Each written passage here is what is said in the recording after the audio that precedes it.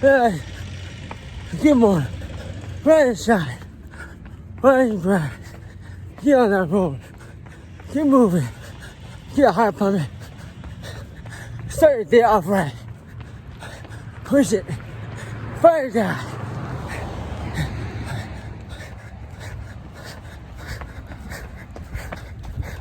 Hey. Hey. Let's go. Let's go. Here's Juan. Grandma, you got that coffee?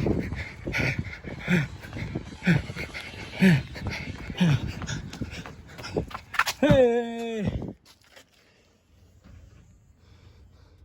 10 miles in the books, baby. Hey guys, done my 10 miles, baby. Hey. I want to say thank you to Tuan Tran for getting the nice delicious coffee. Yeah, from Bun Chicali. Yeah, extra sweet, extra cream. Yeah. Yeah, so I just want to talk about how ever since I was a kid, like in high school, I always aspired to be a fighter. Even when before those mixed martial arts, for the UFC, I want to be some type of fighter. Yeah, so even before those mixed martial arts, I want to be some type of fighter. I want to be a boxer. I mean, a kickboxer, Muay Thai fighter. In the movies, Karate Kid, Best the Best, Van Damme's kickboxer. The fighter. It always seems so glamorous. It's so cool. The crowd cheers for them. The girls in the movie, they're buff, they're real, they're confident. So I remember back when I was in high school, maybe when I was a freshman back in 1999, 2000, early 2000, 2099. I did karate for about 8 years. In my karate school, we did sparring, very hard sparring. It was like a street fight. It seemed like, because I think they tried to get ready for more real life events versus competition sparring. So man, so in the sparring, it was just pretty a brawl, but little by little, I got better. I was using more technique, more kicks, low kicks, high kicks, push kicks, sitting back kicks, and when I was doing karate, I felt like I got pretty good. I was able to land axes to the face, inside axes to the face, and right down the span, right down the jawline right here, or even back kicks, sitting back roundhouse, combos, boom. My hand, I didn't have good hands yet. I wasn't doing boxing yet, but I better boxing than the average kid. So we did a good amount of sparring back when I was a kid in karate. It wasn't traditional Japanese karate. It was more my teacher. His teacher was a Japanese guy that taught him karate. Now he went to Japan, vice versa, one or the other. And he taught us his own style of karate. And for a while, we sparred a lot. Every week, we sparred hard, big, small, little. And we have, you ever spar with, you either did karate or taekwondo, the mitts, the sparring gloves, it's nothing. It's small. And sometimes we didn't have mouthpieces. I started to wear mouthpieces later, when I was a kid, but in the beginning I did not. I had it's a brand called Macho, and it had this big plastic headgear, it protected nothing, it always came off.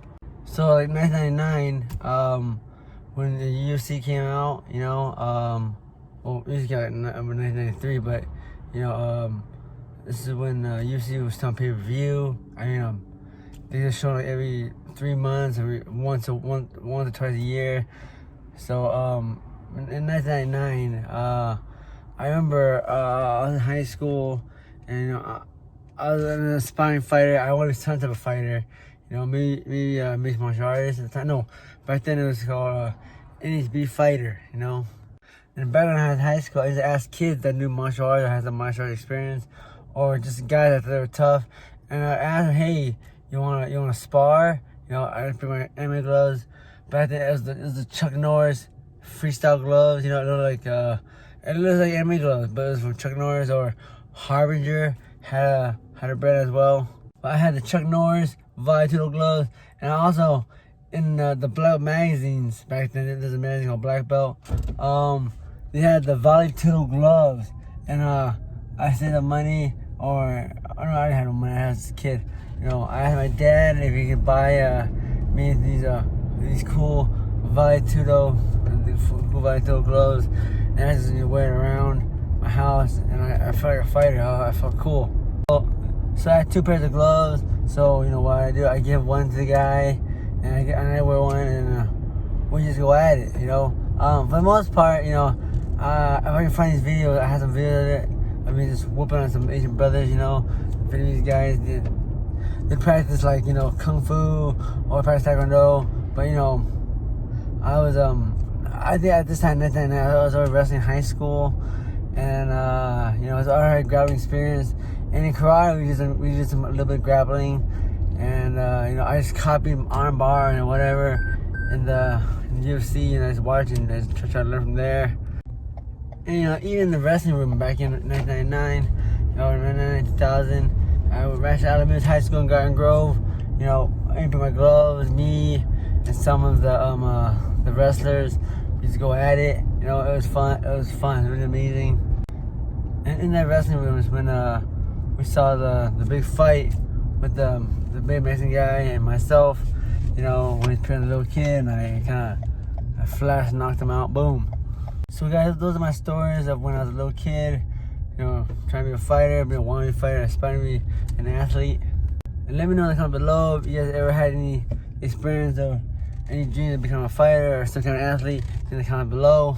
And if you guys have any questions for me, or if there's any time you want to cover, please leave in the comment below. I'll read them and try to get back to you as soon as possible. Until next time, guys, fire die. Hey!